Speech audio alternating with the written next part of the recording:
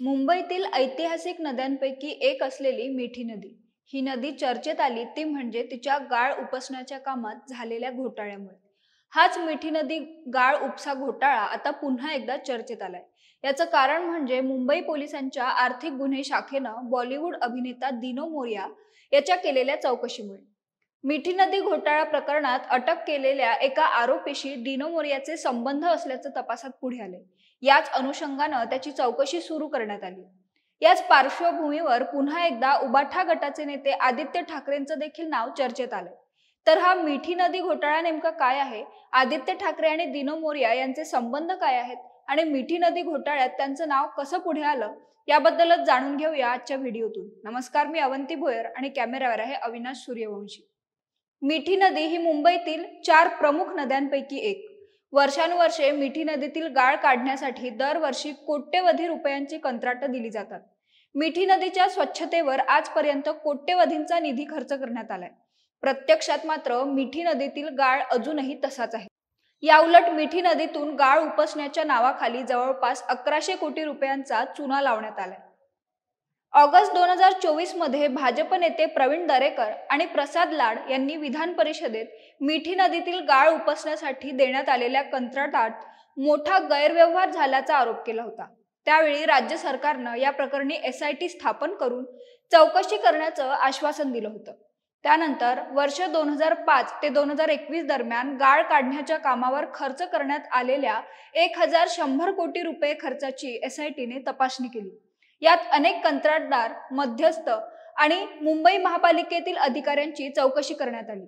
SITनं केलेल्या तपासात अनेक ठेकेदार, खासगी कंपन्या आणि मुंबई महापालिकेतील अधिकाऱ्यांनी संगनमत करून ही रक्कम लाटल्याचं निष्पन्न झाले।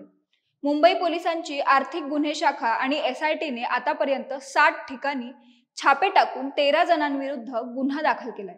यात 3 पालिका अधिकारी, 5 कंत्राटदार, 3 मध्यस्थ आणि 2 खासगी कंपनीच्या संचालकांचा समावेश आहे। यापैकीच एक मुख्य आरोपी असलेल्या केतन कदम याच्यासोबत बॉलिवूड अभिनेता दिनो मोरियाचे अनेक फोन कॉल्सचे रेकॉर्ड आढळल्याची माहिती आहे। त्यामुळेच मिठी नदी घोटाळा प्रकरणात दिनो मोरियाचे काय कनेक्शन आहे या दृष्टीनं तपास करण्यात येतोय। त्यासाठीच आर्थिक गुन्हे शाखेनं दिनो मोरियाची चौकशी सुरू केली। सोमवारी सकाळी 11 वाजता दिनो मोरिया आपला जबाब नोंदवण्यासाठी तपास अधिकाऱ्यांसमोर हजर झाल्याची माहिती आहे।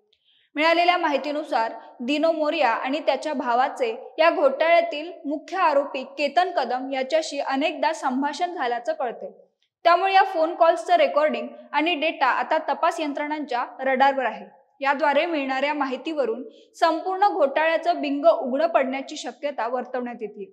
खरं तर दिनो मोरिया आणि आदित्य ठाकरे यांची मैत्री सर्व परिचित आहेच। विशेषतः मागील काही वर्षातील अनेक प्रकरणांमध्ये दोघांची एकत्र नावं समोर आल्यानं ही मैत्री अजूनच सर्वांच्या परिचयाची झाली। नितेश राणे यांनी देखील आदित्य ठाकरे आणि दिनो मोरियाच्या मैत्रीबद्दल वारंवार भाष्य केलंय।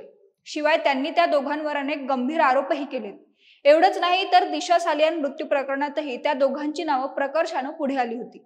काही दिवसांपूर्वी दिशा सालियानवर सामूहिक बलात्कार करून तिची निर्घृण हत्या केल्याचा आरोप करत या प्रकरणाची नव्यानं चौकशी करण्यासाठी तिचे वडील सतीश सालियान यांनी मुंबई उच्च न्यायालयात याचिका दाखल केली होती।